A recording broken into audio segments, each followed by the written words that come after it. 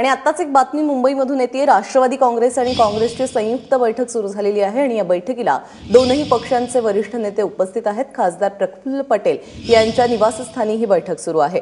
वैभव परब आपल्याबरोबर आहे। वैभव, काय खलबतं होत आहेत काँग्रेस आणि राष्ट्रवादीमध्ये?